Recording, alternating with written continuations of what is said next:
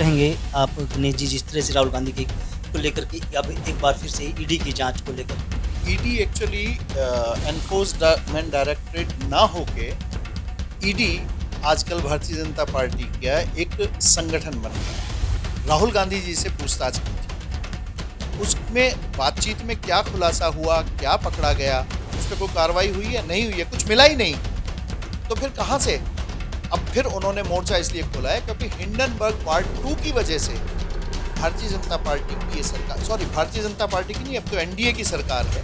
लोगों का जो माइंडसेट है, जो लोगों की सोच है और जो लोगों को गुमराह किया जा सके, राहुल गांधी की जांच करके या राहुल गांधी से पूछताछ करके उससे ध्यान भटकाने के मकसद के अलावा और कुछ भी नहीं।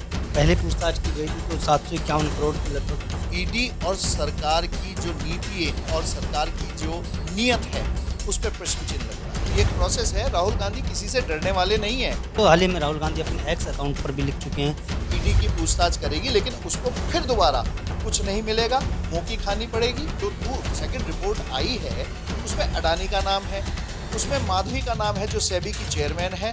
सरकार को क्यों मिर्ची लग रही है?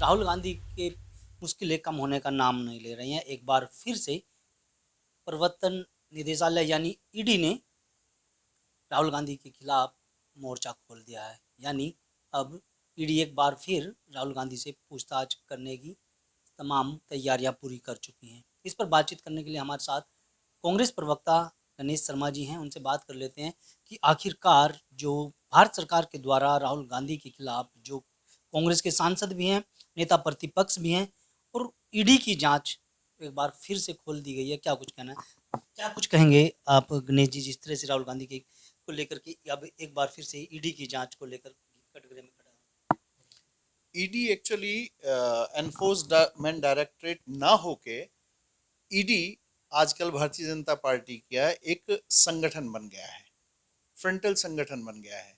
और ये फ्रंटल संगठन कभी कभी जब हरकत में आता है जब सरकार परेशानी में होती है। अब हिंडनबर्ग की रिपोर्ट आने के बाद सरकार अपने आप को असहज महसूस कर रही है और इसी कारण एक बार पुनः हमारी जो ईडी है, एनफोर्समेंट डायरेक्टरेट है, वो उन्हें राहुल गांधी जी की तरफ रुख किया। पहले भी ईडी ने 55 घंटे तक लगभग राहुल गांधी जी से पूछताछ की थी। उसमें बातचीत में क्या खुलासा हुआ, क्या पकड़ा गया, क्या राहुल गांधी जी ने कहा, क्या ईडी ने सुना, क्या उसकी कुछ रिपोर्ट पब्लिक में आई है? कुछ नहीं आई है। उस पर कोई कार्रवाई हुई है नहीं हुई है, कुछ मिला ही नहीं। तो फिर कहां से अब फिर उन्होंने मोर्चा इसलिए खोला है क्योंकि हिंडनबर्ग पार्ट 2 की वजह से भारतीय जनता पार्टी की ये सरकार, सॉरी भारतीय जनता पार्टी की नहीं, अब तो एनडीए की सरकार है। अब तो भारतीय जनता पार्टी की सरकार है ही नहीं क्योंकि भारतीय जनता पार्टी संसदीय दल की कोई बैठक ही नहीं हुई प्रधानमंत्री को चुनने के लिए। राजग की बैठक हुई थी संसदीय दल की और उन्होंने प्रधानमंत्री चुना। राजग की ये सरकार अब अपने आप को असहज महसूस कर रही है, परेशानियों से घिरा हुआ महसूस कर रही है और यही कारण है कि अब उन्हें ईडी की याद आई ताकि लोगों का जो माइंडसेट है, जो लोगों की सोच है और जो लोगों को गुमराह किया जा सके, राहुल गांधी की जांच करके या राहुल गांधी से पूछताछ करके उससे ध्यान भटकाने के मकसद के अलावा और कुछ भी नहीं है।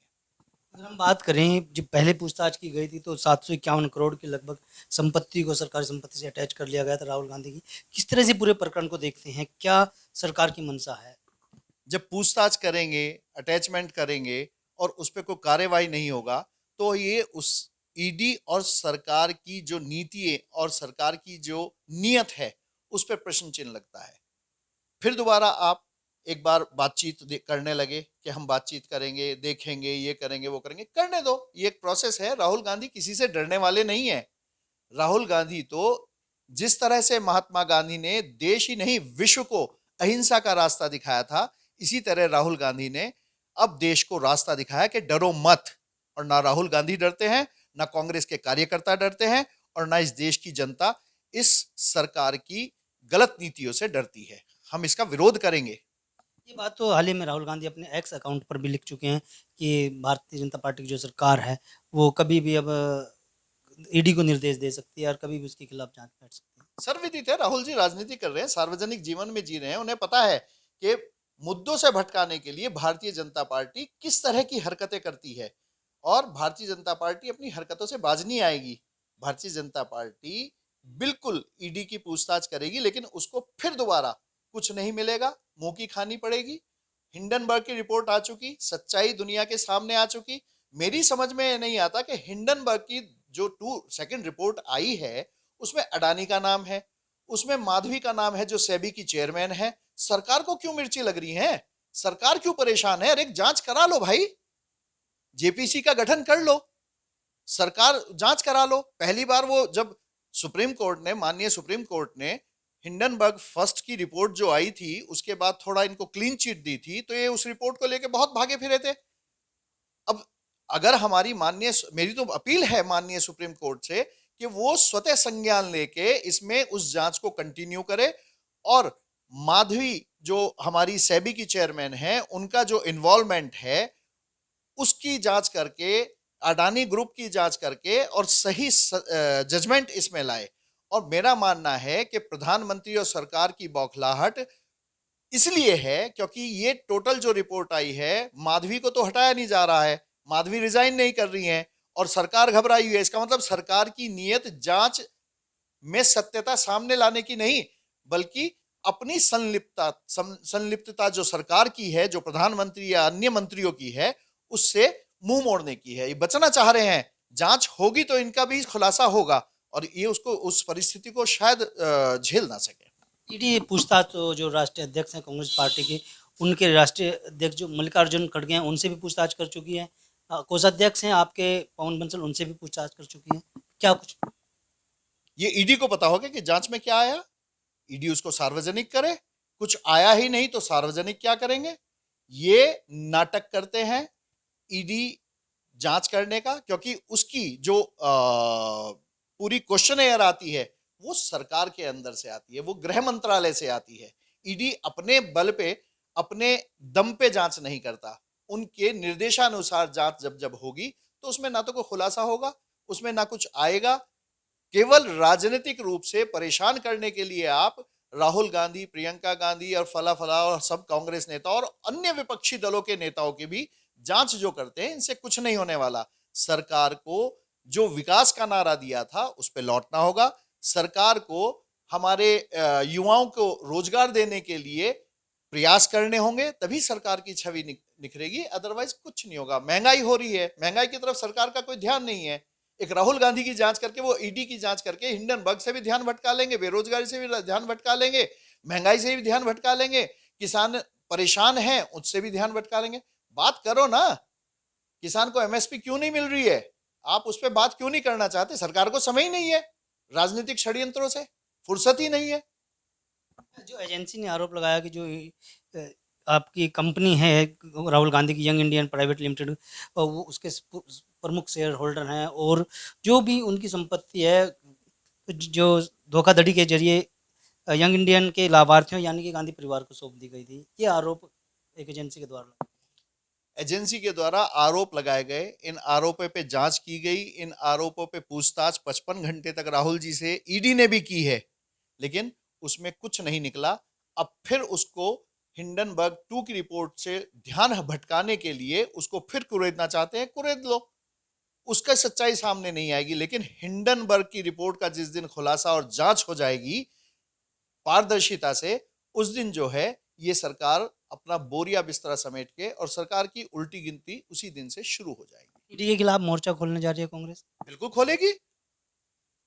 हम लोगों को अगर कोई सरकारी तंत्र किसी पार्टी विशेष का संगठन बन के कार्य करेगा तो भारतीय संविधान के अंतर्गत उसका विरोध करने का हमें पूरा पूरा हक है, और अपने संवैधानिक हक का हम इस्तेमाल करेंगे, इससे हमें कोई नहीं रोक सकता। हाँ, ये बात सही है कि भारतीय जनता पार्टी की जो सरकार है या राजग की जो सरकार है उसकी दमनकारी नीतियां जो हैं वो ऑफ कोर्स उस दिन लाठीचार्ज कर सकते हैं। 22 अगस्त को कांग्रेस ने अभी डिक्लेयर किया है, जैसा प्रोग्राम ऊपर से आएगा उस हिसाब से बिल्कुल धरने प्रदर्शन होंगे। ये दमनकारी नीतियां अपनी उनका सहारा लेके, और हमारा अगर कोई शोषण करेंगे करेंगे, कोई दिक्कत नहीं। इस देश में जब अंग्रेजों का राज था तो कांग्रेस ने तो अंग्रेजों के खिलाफ लड़ाई लड़ी, कांग्रेस ने अंग्रेजों के खिलाफ लड़ाई लड़के देश को आजाद कराया। हम फिर संघर्ष को तैयार हैं। संविधान को बचाने के लिए हम जिस हद तक चाहिए उस हद तक संघर्ष करेंगे, उससे हमें कोई नहीं रोक सकता। राहुल गांधी को लेकर के जो बीजेपी के नेता हैं गिरिराज सिंह, उन्होंने बयान दिया था कि जो लोग भ्रष्टाचार में लिप्त हैं उनके खिलाफ कार्रवाई की जा रही है। भ्रष्टाचार में जो लिप्त हैं उनके खिलाफ कार्रवाई होगी। अगर वो भ्रष्टाचार में लिप्त नहीं भी हैं तो उन पे आरोप लगाए जाएंगे। लेकिन प्रधानमंत्री खुद कहते हैं 70,000 करोड़ का सिंचाई घोटाला। अब आप देखिएगा कि वो भोपाल में खड़े होकर कहते हैं और 2 दिन बाद जिसको 70,000 करोड़ के घोटाले की बात कर रहे थे वो उसको उप मुख्यमंत्री बना दिया महाराष्ट्र में। और इन्हीं सभी चीजों का संज्ञान लेते हुए महाराष्ट्र की जो जनता है इस बार, उन्हें आने वाले 3 महीने में जो महाराष्ट्र में आम चुनाव है ना, उन्हें इसका सबक सिखाने वाली है। ये बताएगी कि किस तरह से भ्रष्टाचार का आरोप लगा के ईडी और इनकम टैक्स का सहारा लेके उन लोगों को भाजपा के समर्थन में लाके और सरकार बनाने और सरकारें बचाने का जो षड्यंत्र भारतीय जनता पार्टी करती है, उसका जवाब महाराष्ट्र की जनता देगी। बहुत बहुत धन्यवाद गणेश दत्त शर्मा जी, ये थे हमारे साथ गणेश दत्त शर्मा जो सहारनपुर से कांग्रेस पार्टी के प्रवक्ता हैं। इन्होंने न्यूज़ 14 टुडे से बातचीत में साफ कर दिया है कि राहुल गांधी पर लगाए गए सभी आरोप बेबुनियाद हैं और इसको लेकर के अब कांग्रेस पार्टी ईडी का घेराव और प्रदर्शन करेगी। वीडियो के बारे में आपकी क्या राय है, हमें कमेंट में। अगर आप ये खबर फेसबुक पर देख रहे हैं तो वीडियो को लाइक करके पेज को फॉलो करें। इसके अलावा अगर आप इस खबर से यूट्यूब के जरिए जुड़े हैं तो चैनल को सब्सक्राइब करके बेल आइकन दबाना बिल्कुल ना भूलें। नमस्कार।